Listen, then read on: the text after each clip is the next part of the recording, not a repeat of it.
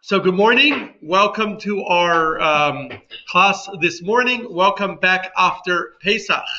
So firstly, now we have started, and now that Pesach has passed, we have started actually on the second day of Pesach with the counting of the Omer. Every day of Passover, we start from the second day of Passover. We count 49 days until the festival of Shavuot. Every day is a mitzvah. Today, and so for those who have not yet counted, I would encourage you today. There are apps that you could download on your phone that will remind you at sundown every day, or when it gets dark every day and you can see 3 stars, to count the Omer for the day, and even give you meditations for each day. But those who have not yet counted, let's do it right now. We'll do it first in Hebrew and then in English. Repeat after me. Hayom, Asara, Yamim, Shehem, Shnei, Shavuot, Ushnei, Ushlosha, Yamim, LaOmer. Today is 10 days, which is 2 weeks, which is 1 week and 3 days of the Omer. Sorry, I misspoke. What's the name of the app? Sorry? The app. Is it just Chabad app? The app is the Omer app. There's a bunch of Omer apps. Chabad has an Omer app as well. Yes, okay. So let's move on to the parsha for this week. This week's parsha is a double. We're going to have a lot of doubles in the coming week, a lot of double parshas. For some reason, this year has more doubles than almost any other year. We're going to have a lot of double parshas this week. We've explained previously, we've done this when we did a class on the parsha structure, that there are 54 parshas. And there, some weeks, some years, rarely we read each and every single parsha separately. Some years there are less weeks to read parshas, whether because there are less Shabbatot in the year, or because those Shabbatot are on festivals and we read other things, and therefore we need to double parshas in order to make sure we finish by Simchat Torah. There are 16 possible parshas that can double. And so this year, all of those 16 will be doubled. We had one a few weeks ago, Vayakol Pekudei, you may recall. Now we're going to have a double parsha this week, as well as next week, as well as in 3 weeks. We're going to have double parshas. So this week's double parsha is Tazria Metzora. Tazria is the first parsha, and both parshas really speak about the laws of ritual impurity. And we once did a class, we spoke in detail about Tumah and Tara, ritual impurity. It was a series of laws, which was very, very central to Judaism and Jewish practice early on in our history. A person, through various different ways, a person or food or an item could become ritually impure or tamei. When they were tamei, they were forbidden. They could then make something else tamei, often different rules, very complicated set of rules. And when they were tamei, when a person is tamei, they are forbidden from eating any holy foods, such as sacrifices or teruma, that is given, the gift that's given to the Kohen, and they are forbidden from entering the temple. Today, our temple no longer stands, we no longer offer sacrifices, and therefore generally the laws of Tumah and Tara are not as relevant. So this parsha speaks about the laws of Tumah and Tara. It first mentions about Tumah when a woman gives birth. She becomes Tameh with a higher level Tumah for 7 days for a boy, 14 days for a girl. And then following that, she's Tameh with a lower level of Tumah for another 33 days for a boy, 40 days in total, 7 plus 33. And 88 days for a girl, and 66 days for a girl, 80 in total, 14 and 66 is 80. So together they are, and the woman would be tummy for these days, and then it gives us the process of how she would become tahor, how she would become pure through immersing in a mikveh and then bringing sacrifices. And so that while mentioning a woman giving birth, it does also mention the mitzvah of circumcision on the 8th day for a boy. That mitzvah was already mentioned earlier in the Parshat in the book of Genesis, when it tells us when Abraham was first commanded with the mitzvah of circumcision. Here Moshe repeats it again. Then the Parsha continues to tell us the laws of tsaras. Tsarat is when a person's skin would turn white, they would get these white marks on their skin. There's many, many different laws about tsarat. When a person gets these marks on their skin, if they do, they become tamei. There's again a whole process for becoming tahor, for becoming ritually pure. The marks on the skin described in the Torah in very, very great detail do not fit with any disease that we know of today. It is often mistranslated as leprosy. It is not leprosy. In leprosy, you do not get white marks on your skin, so there is no correlation whatsoever. No, we do not have, although in later Mishnaic Hebrew, it appears that leprosy was called tsarat in Hebrew, and that's probably the reason for the confusion. However, no, we don't have the disease of tsarat today, to the best of our knowledge. Someone who did get this disease would become tamei, ritually impure, and there was a process of how they would become tahor, ritually pure. The Torah also then mentions that garment can also turn white and get tsarat, as well as the stones of one's home in the land of Israel, where most homes were built of stone back then, could also get tsarat, turn white and get tsarat and become tamei. It goes through that whole process over these two parshas. Then towards the end of the second parsha in Metzora, it then continues to tell us some of the other laws of ritual impurity. It mentions the laws of a woman who, of Nida and Ziva, a woman who gets her menstrual cycle is tamei. That is one of the only tumas that are relevant for us today, because not only is she tamei in the sense that she's not allowed to eat sacrifice or enter the temple, but she's also forbidden from having any intimacy with her husband until she becomes tahor. The same is for a woman who sees blood outside of her menstrual cycle. And we did a class previously where we spoke about the laws of both the Nida, the woman who gets her menstrual cycle, and the Zava, a woman who sees blood outside the menstrual cycle.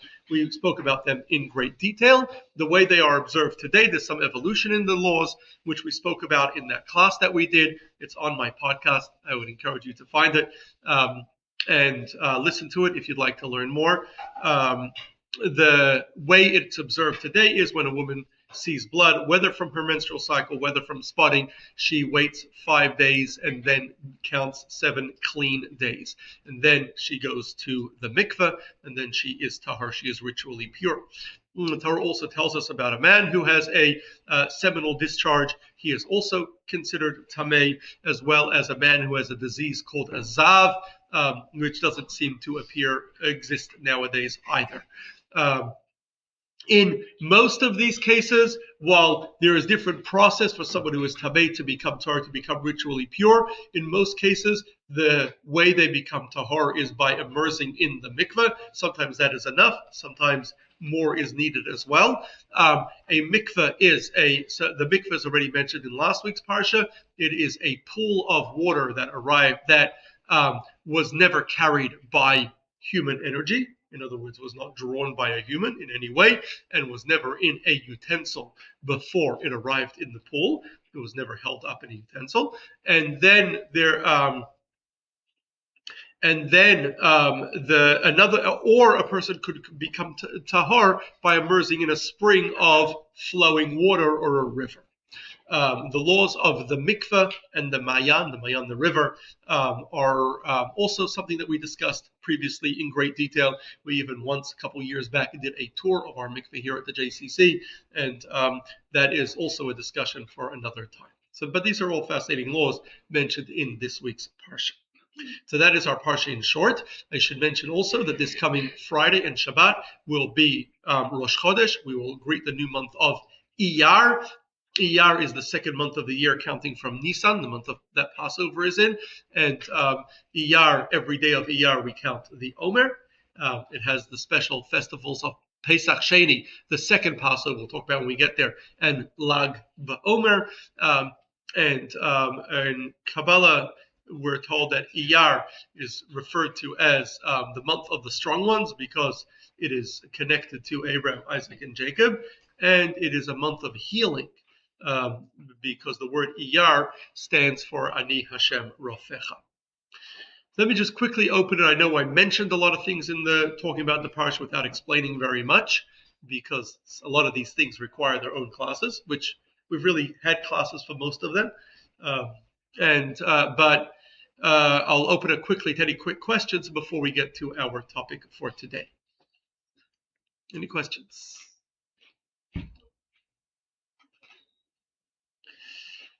Okay, then that's a sign we've got to move on.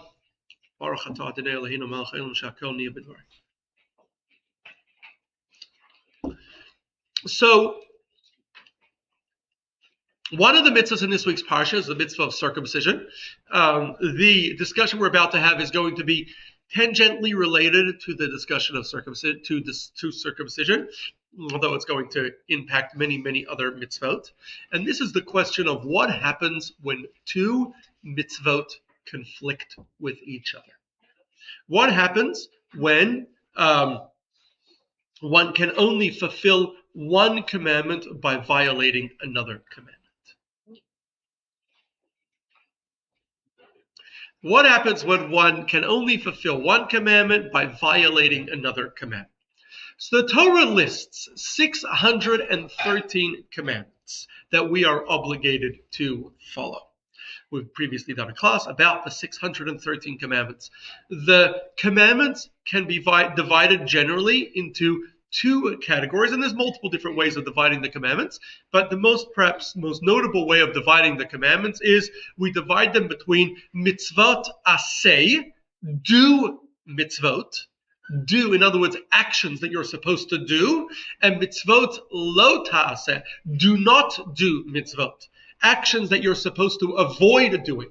So certain things the Torah says, do this, do that. Some things the Torah says, do not do this, do not do that. So there are what we could call positive commandments, actionable commandments, things that you're supposed to do, and avoidance commandments, things that you are supposed to avoid doing. So each of these commandments, whether the mitzvot aseh, the do commandments, or the mitzvot lo ta'aseh, do not do commandments, the active commandments, or the avoiding commandments, all of them have many, many sub-details. The sub-details of the commandments are generally referred to as halachot, or laws. And now these halachot, the laws of how the commandments are practiced, have to be practiced in our real day-to-day life every single day. In other words, they're not just theoretical. We live by these commandments. We have lived by these commandments for the last 3,500 years almost.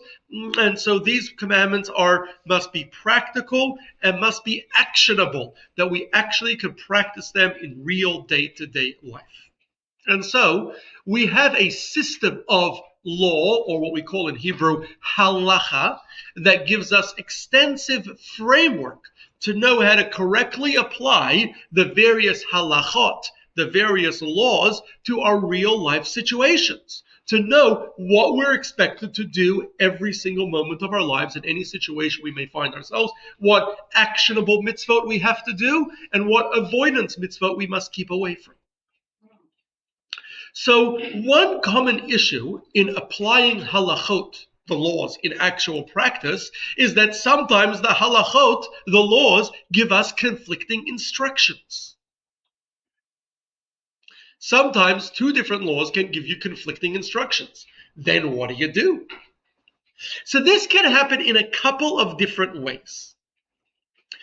Given that we have both do commandments, actionable commandments, mitzvot aseh, and do not do commandments, avoidance commandments, since we have both, sometimes what you can have is, you can have two avoidance commandments, or two mitzvot lo ta'aseh. One avoidance commandment says, do not do this. And one avoidance commandment says, well, you really can do that, don't do something else. For example, we are told that on Shabbat, we must keep away from 39 different forms of work. We're supposed to avoid doing 39 different forms of melacha. We've previously done a class on the 39 melachot of Shabbat. So then on the Yom Tov, on the holiday, we're supposed to also avoid doing 39 melachot, 39 forbidden forms of work. But on Yom Tov, on the holidays, we have some exceptions. One exception, for example, is that on Yom Tov, we are allowed to cook. Cooking is one of the 39 avoidance melachot that we are forbidden from doing on Shabbat. However, on Yom Tov, we are allowed to cook. What happens if the day is both Yom Tov and Shabbat? Yom Tov, the holiday, follows the days of the month. Shabbat follows the days of the week. And the days of the month alternate, move around different days of the week, depending on the year. And so what happens if Yom Tov falls out on Shabbat, as this coming festival of Shavuot, that is coming up in a couple weeks, the second day of Shavuot will be on Shabbat. Well, from the Shabbat perspective, you're not allowed to cook. From the Yom Tov perspective, you are allowed to cook. What do? Well, we would say you're not allowed to cook, since one allows you to do it, one tells you don't do it. Don't do it. Very simple, right? That's pretty straightforward. And so generally it would be forbidden to cook. Well, that's an easy solution when two commandments conflict. A more problematic example is when two do mitzvot, two active mitzvot, two mitzvot aseh contradict. Then which one do you do first? For example, if it is you had a child and 8 days before Rosh Hashanah, and now it is Rosh Hashanah and you need to circumcise your child, and you also need to blow the shofar, which one should you do first? Right? So then sometimes you may even be in a situation where the mitzvah that you need to do is time limited, time constrained. It must be done by day before sunset, and you only have enough time to do one or the other, because your shofar is in one direction, your circumcision is in the other direction. Either you go there or there. You can't do both today. Which one do you do?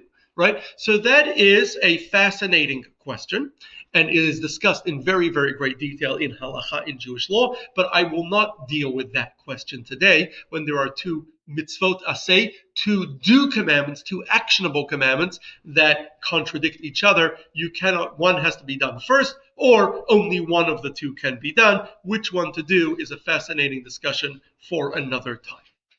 The third option, right, we discussed when two avoidance commandments conflict, just don't do it. When two actionable commandments conflict, then it's complicated and not for today. The third option is when a actionable commandment, a mitzvot aseh, conflicts with an avoidance commandment, with a mitzvot lo ta'aseh. Then what do?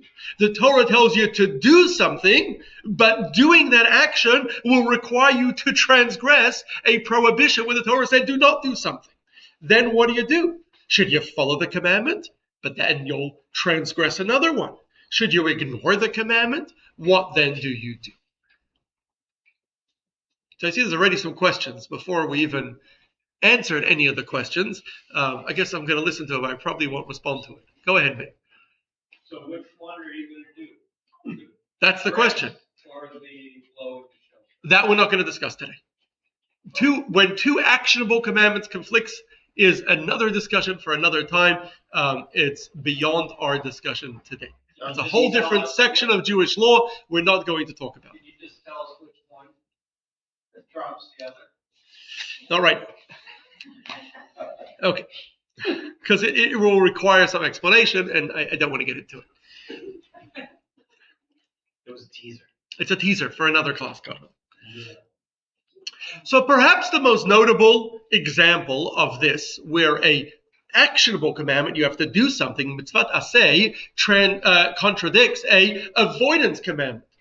Do not do something would be if a child is born on Shabbat.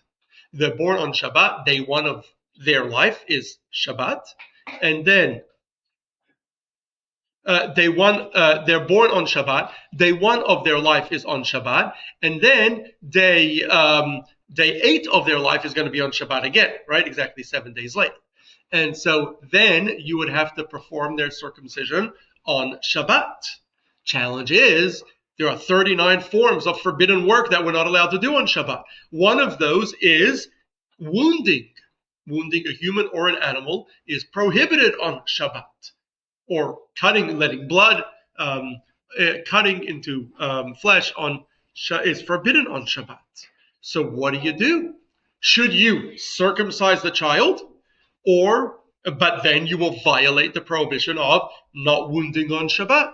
Or should you just let the circumcision go? But if you do, you could still circumcise the next day on Sunday, but you will have missed the mitzvah of circumcising on the 8th day. What then do you do? So, in this instance, our oral tradition is very clear.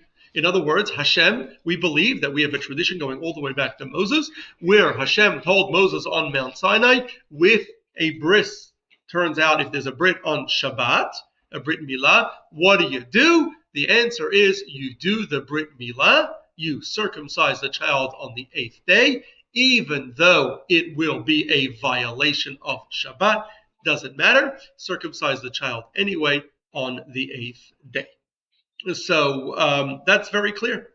Now, do you see that in the written Torah? Certainly it's not clearly in the written Torah. The Talmud offers multiple different ways we can find it hinted to or alluded to in the written Torah, or deciphered using our forms of deciphering the code of the written Torah. Some of you may recall we did a class a couple months ago about deciphering the code of the Torah. So we may be able to find it in the written Torah as well, but it is clear that this is an oral tradition going all the way back to Moses, what we call halacha l'Moshe miSinai, that when the question is circumcise your child, or but it's Shabbat, circumcision fulfilling the mitzvah of circumcision will require to violate the prohibition of not wounding on Shabbat. The answer is circumcise your child anyway. The Talmud itself does not give us a reason for this mitzvah. Why circumcision supersedes the prohibition of not wounding on Shabbat. Shabbat, after all, is a very, very important mitzvah. In some ways, it is the most important mitzvah because it is the sign between us and Hashem. And it is an extremely important mitzvah. However, circumcision is clearly even more important than Shabbat. Why is it more important? So it is explained, the Rebbe once explained, that the circumcision is a covenant that cements the child's relationship with Hashem. It is essentially creating a covenant or a sign of the covenant with Hashem on the child's body, cementing the child's relationship with Hashem. And we do it when a child is only 8 days old. We don't ask the child if they want to join the covenant or not. They don't get a choice. We do it to them while they are only 8 days. They don't have a choice. They are automatically included in the covenant because this is cementing a covenant that is deeper than the child themselves. It is beyond the child. It is not something that you have an option to join. It is not something that you necessarily need to agree to. It is something that you are part of by birthright. If you are born Jewish, you are part of 100%. And it is this deep, powerful connection with Hashem that essentially is the source of everything else that we do. And because of that, therefore, Hashem told us that circumcision always supersedes Shabbat. Not always, there's some exceptions, but generally circumcision supersedes Shabbat, and we do circumcise our sons on Shabbat. I should note that in halacha there are certain cases where circumcision does not supersede Shabbat for particular reasons, but those are not relevant. I'm not going to get into the details of that right now. Any questions? Yes, Adele. Is Shabbat the highest level that we would follow, like is there any other time that you would do a circumcision? We do a circumcision on Shabbat. Yeah, I know. But I'm saying, is there a time, except for Shabbat, you would not do it? Is there another situation where there's another mitzvah that takes precedence over circumcision? Yes, there is, and I'm going to discuss that in a moment. Yes, ma'am. So you're allowed to do a circumcision on Shabbos. Not you're allowed to do a circumcision on Shabbos. I'm going to correct you. You have to do a circumcision on Shabbos. Okay, but the moel is not allowed to violate the Shabbos. The moel is required to violate the Shabbos and perform a circumcision on Shabbos. What I mean by that is he has to be there on Shabbos. He's not allowed to like. That is a very good question. Mayor is a very good question. Can you violate the Shabbos in other ways that are indirectly related to the circumcision? For example, the Talmud tells us, what if you did not bring the knife to the place before Shabbat? It's forbidden to carry in a public area on Shabbat. Can you carry the knife in order to do the circumcision? So generally, the accepted rule is that we're not allowed to do things that will help prepare you for the mitzvah on Shabbat. That will not allow you to violate Shabbat. Only the circumcision itself violates Shabbat. Oh, then what do you do? You don't have to drive over. The same thing. Well, you're able to do something if you did not go to the place where the baby is in advance, and there's no way you can walk there on Shabbat. Would you be able to drive? Same kind of question. You would not be able to do something that gets you ready for the circumcision for Shabbat. The Torah rule is only the circumcision itself can violate Shabbat, but not any preparations for the circumcision. There's no way for a non-Jew to transport this. Is there a way for a non-Jew? There may well be, but that's beyond the scope of our discussion right now. Exactly what to do in the laws of circumcisions. Maybe we should do a class just on circumcisions on Shabbat. We did a class on circumcision, but maybe we should do it on just circumcision on Shabbat. Because it could get complicated. There may be workarounds. But depending on what your challenge is, there may, in certain cases, be workarounds, such as asking a non-Jew. In some cases, you may be able to. Yes? But, there is adequate time to prepare because you have 8 days. The baby's born. You have 8 days. Yeah, Heather has a very, very good point. Thank you very much. It's not like, That we you have it really right now don't. and it's an emergency.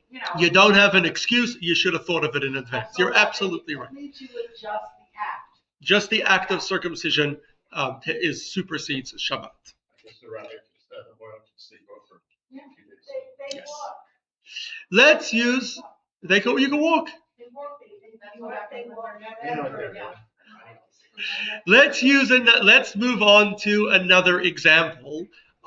Another example is the dual mitzvah, and it's really more than just two mitzvahs, that involves human lives. And that includes, firstly, the prohibition of not taking a life, not murdering.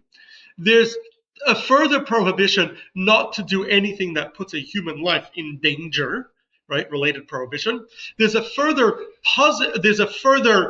both things that we must keep away from, right? Do not violate, right? Do not violate commandments. And then there are avoidance commandments. And then there is also the positive commandment, the active commandment of saving a life that is threatened. If a life is in danger, you must actively work to save the life. Also another one of the 613 commandments. All of these life-saving mitzvot, not taking a life, not putting a life in danger, both avoidance mitzvot, saving a life, an active mitzvah, all of these commandments can sometimes conflict other commandments. Sometimes you can have an active commandment that doing this active commandment will put a life in danger. Now, we're forbidden from putting a life in danger. For example, an example would be, going back to circumcision, say a child must be circumcised on the 8th day. What if the child is jaundice? Very common problem. Circumcising a jaundiced child, is jaundice, does not have red blood cells, or has minimal red blood cells, their blood will not be able to clot. They will likely bleed to death as a result of circumcision. The circumcising a child with jaundice puts the child in grave danger.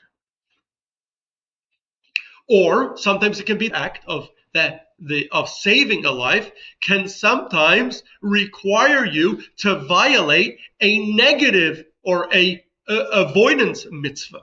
For example, if someone's life is in danger and they need immediate surgery, we already said that wounding on Shabbos is forbidden. Would you be able to violate Shabbos wound somebody in order to perform an operation. So, as a rule, both when you have a active mitzvah that would threaten a life by performing it, or when saving a life, the active mitzvah of saving a life would require violating a avoidance mitzvah. In both of those cases, the life always takes precedence. So both saving a life and avoiding putting a life in danger both take precedent over active mitzvahs and over avoidance mitzvahs. And so therefore, therefore, in using our first example, if a child is jaundiced, we would not circumcise the child, which would put the child in danger. And that is an answer to Meir's question as to the prohibition of not putting a life in danger takes precedence over circumcision. Then, using the example the other way, if to the positive mitzvah of saving a life, the active mitzvah of saving a life will take precedence over almost any avoidance mitzvah. So you would be able to operate on someone on Shabbat. You would even be able to drive them to hospital on Shabbat, or call 911 on Shabbat, or do anything that it would take to fulfill the mitzvah of saving a life. There are, however, 3 exceptions to this, these rules. Both, remember, there is the active mitzvah of saving a life, as well as the avoidance mitzvah of not putting a life in danger. Both of them supersede almost all other mitzvahs, except for 3. The 3 groups of mitzvahs. One is all mitzvahs related to idol worship. You're not allowed to save a life if saving a life would require some form of idol worship. Classic example is if someone puts a gun to your head and says, "Bow down to this idol or I shoot." You say, "Shoot," because you're not allowed to worship the idol. And our ancestors, unfortunately, we've done some classes on Jewish martyrdom. Our ancestors, unfortunately, have done this time and again, where they have given their lives not to worship idols or even to accept Christianity, right? Which is, we believe, is a form of idol worship. The second exception to this rule that saving a life or avoiding putting a life in danger supersedes all other commandments is any sexual prohibition. So you're not allowed to transgress any sexual prohibition to save a life. And the third example is endangering or taking another life. So you cannot endanger one life to save another. You cannot take a life to save another. The exact details of what's considered danger, when are you endangering another life, one life to save another, when is it okay, when is it not, is a fascinating discussion that is a subject of another time, as to when it's considered risking your life, when it's okay to risk a life to save another, when it's not, what exactly the limits of that are. We've also done, in general, a class on the laws of saving a life and not endangering one, and how they supersede the other mitzvahs. That's really also a subject of its own. But this is, again, 2 mitzvahs, or really more than 2 mitzvahs, that involve human life. Both the active mitzvah of saving a life in danger and the avoidance mitzvah of not putting a life in danger both supersede almost all commandments, except for 3 groupings of commandments: idol worship related commandments, sexual prohibition related commandments, and endangering a life related commandments. Yes, Mark. I'm aware that saving a life generally supersedes everything else, but are there laws or principles that list the hierarchy of things after that? Very good. And that's going to be the rest of the class. What about other cases? Right. So far, we've dealt with 2. We've dealt with circumcision on Shabbos, and we've dealt with saving a life. There's more. It doesn't end there. Any other questions? Okay. Yes. What about war? War? That is a very good question. Can you violate commandments for war? The answer is generally war. Well, when you're at war, your life is in danger. But generally, when at war, it supersedes all commandments. So very similar, although the laws of war in halacha, in Jewish law, are a little bit different than the general laws of saving a life. I would say they're more permissive than the general laws of saving a life, to the extent as to how imminent the danger is. In other words, normally one can only supersede or violate another commandment or avoid fulfilling a commandment when there is imminent danger or there's an imminent threat to life. In war, even if it's less imminent, one can violate commandments. But the details of how that works is beyond the scope of our class. But yes, the war is an example. War itself is not a mitzvah. War is more of a situation, right? Here we're dealing with the particular mitzvahs of saving a life and not putting a life in danger, which are each commandments. Another classic example of this phenomena of two commandments colliding. One active commandment, do something, and avoidance commandments, do not do something, is the mitzvah to honor parents. Because the mitzvah to honor parents is a very broad mitzvah. It's one of the 10 commandments, but it requires children to do whatever their parents want. Now, there's some exceptions laid down in halakha in Jewish law. You don't have to do everything your parents want, but you have to help your parents in every way they need, essentially. So it's very, very broad. It's not a particular act, definable act. It can be almost anything can be honoring parents if that particular act honors parents. But many, many different actions can be a way of honoring parents. So this, given the broadness of this